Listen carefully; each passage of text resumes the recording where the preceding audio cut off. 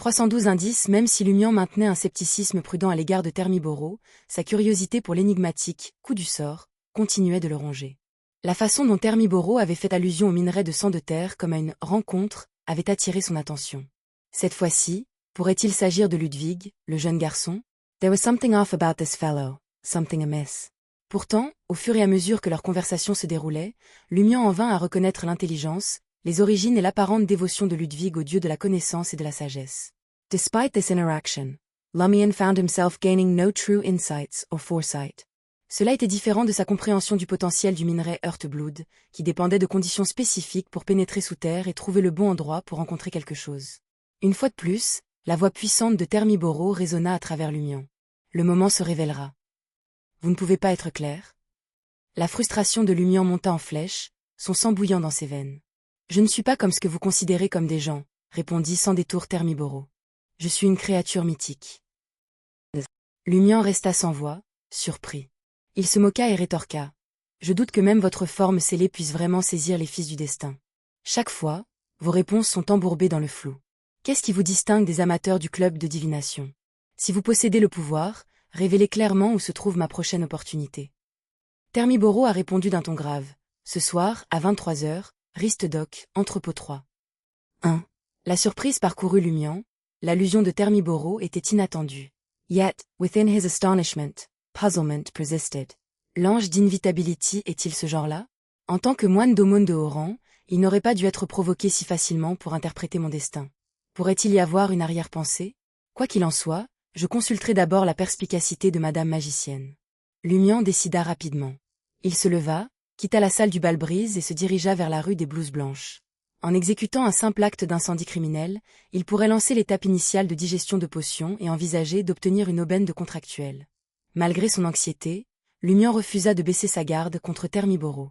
Dans la rue des Blouses Blanches, dans la planque. Lumian a méticuleusement documenté les détails concernant l'indice de Ludwig et Thermiboro. Par la suite, il a mené un rituel, invoquant le messager ressemblant à une poupée.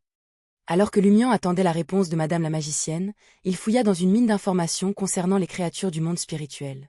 La lecture des descriptions de certains savoirs consommait une part substantielle de sa spiritualité. Certains provoquaient même des étourdissements, des nausées, de la frustration, des maux de tête, une sensation de brûlure et des illusions.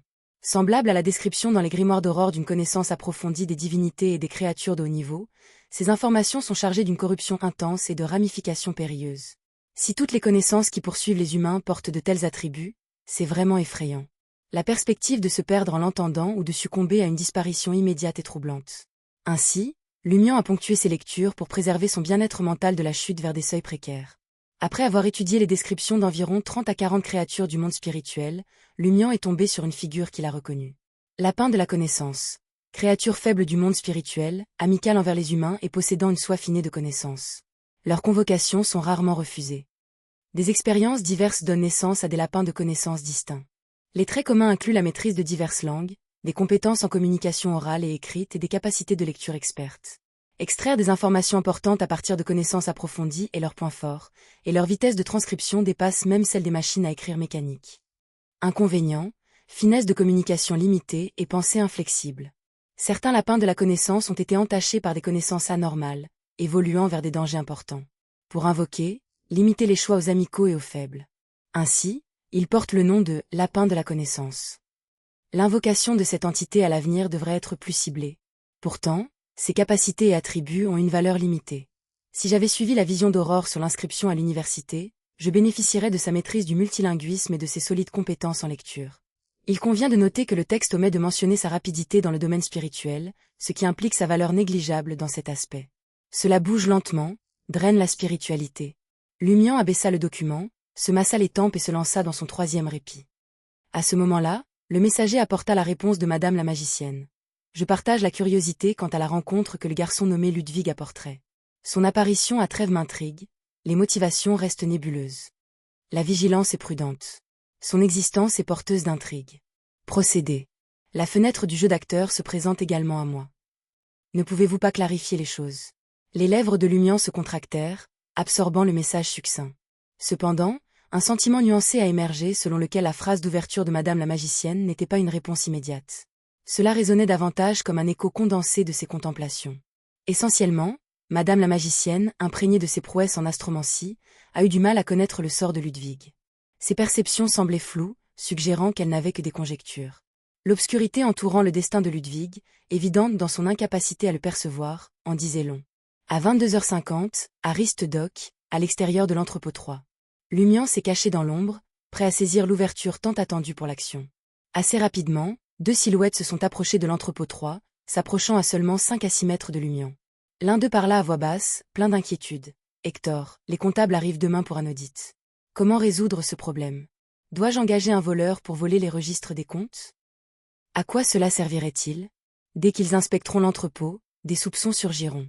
Notre stock restant équivaut à peine au 10e de la quantité requise. » Le ton d'Hector s'intensifia, frémissant d'intensité. « Si nous voulons procéder, nous devons le faire de manière globale en réduisant l'entrepôt en cendres. De cette façon, les éventuelles divergences resteront dissimulées. » Je vois. En écoutant attentivement, Lumian a déduit son signal d'agir. Alors que son compagnon hésitait, Hector intervint. Les incendies sont monnaie courante à Trèves, c'est normal dans l'esprit de chacun. De plus, il n'est pas nécessaire de les allumer nous-mêmes. Le quartier du marché fourmille de mécréants et de voyous. Une fois le moment venu, nous pourrons les inciter à quitter Trèves avec une belle somme. Honoré, nous ne pouvons plus attendre. Vous devez décider maintenant. Honoré fit une pause, puis parla résolument. D'accord. Nous allons localiser Guy et le recruter dans notre plan. Le duo a effectué une rapide étude des environs de l'entrepôt avant de partir vers les quais, en route vers le rendez-vous avec leur camarade Guy. Après un bref voyage, le ciel rougit brusquement, projetant une teinte incandescente sur la Seine. Simultanément, le crépitement des flammes retentit. Honoré et Hector se retournèrent instinctivement, témoins d'un enfer naissant. Des flammes vermillon surgirent, féroces et voraces, s'élevant pour engloutir la structure. Feu, feu, marmonna Hector, un éclair de réalisation se levant. En effet, feu. Louez le soleil, c'est un feu. Honoré a montré une réaction similaire, sa main droite traçant un emblème sacré triangulaire sur sa poitrine, ses lèvres bougeant en invocation sourde. Pourtant, dans l'exaltation momentanée, l'inquiétude couvait dans les sens d'Honoré. L'inquiétude teintait sa voix lorsqu'il discerna. L'entrepôt n'est pas en feu. C'est notre bureau. À quelques mètres de l'entrepôt se trouvait leur bureau, un modeste édifice gris de 2 étages. L'espace le séparant de l'entrepôt est resté vide, dépourvu de matériaux combustibles. Le visage d'Hector se tordit de terreur. Serrant la mâchoire, il parla avec une sombre détermination. Nous devons mettre le feu à l'entrepôt maintenant. Alors même que les mots quittaient ses lèvres, une explosion éclata du lieu des flammes cramoisies. Bien qu'elle ne soit pas sismique, la détonation a attiré l'attention des dockers et des pompiers. Feu, feu. La clameur a retenti alors que les intervenants convergeaient. À Trèves, ville réputée pour ses fréquentes conflagrations, les pompiers étaient expérimentés pour faire face à de telles crises. Observant la scène, Hector et Honoré, qui n'avaient pas atteint l'entrepôt 3, s'affaissent sur le bord de la route, à bout souffle. À l'entrée du quai. Albus, ses cheveux maintenant d'une teinte ardente, détourna son regard de l'incendie qui faisait rage vers l'homme d'âge moyen à ses côtés. « Monsieur Guy, votre collègue semble encore plus agité que vous. » Le teint de Guy pâlit alors qu'il secouait la tête avec perplexité. L'entrepôt n'était pas la cible de l'incendie. Une pause s'attarda avant qu'Albus ne ricane. « Je vous ai déjà prévenu. L'hésitation engendre des mésaventures. Maintenant, réfléchissez à votre évasion. Puissiez-vous être plus décisif cette fois. » À côté de la modeste structure à 2 étages, Lumian contemplait les flammes montantes. Le bois et les matériaux inflammables se sont métamorphosés en un dragon éphémère, jetant son visage d'un rouge ardent, les yeux allumés de ferveur. Avec un sourire, il s'avança vers l'incendie. L'intention du duo de commettre un incendie criminel impliquait d'effacer les preuves incriminantes en réduisant l'entrepôt en cendres. Cependant, le but de Lumian était de générer des troubles, invitant un examen minutieux qui mettrait au jour les divergences au sein de l'entrepôt. Tel était le devoir d'un citoyen responsable. Un manteau de flamme enveloppait Lumian, adhérant docilement à ses vêtements à seulement un cheveu de l'inflammation. Enfilant la cape enflammée, Lumian marcha dans les flammes rugissantes. Le feu s'est fusionné avec le feu, repoussant la fumée. Traversant sans effort la structure, Lumian sortit à l'extrémité opposée du quai. Suite à l'incendie criminel, Lumian a acquis une maîtrise rudimentaire des pouvoirs de la potion. Il l'apprivoise, dissipant la sensation de brûlure sur sa peau et l'inquiétude de son cœur. Alors que la digestion de sa potion restait incomplète, Lumian s'était déjà adapté à son état actuel, lui donnant la capacité de recevoir un avantage inévitabilité supplémentaire.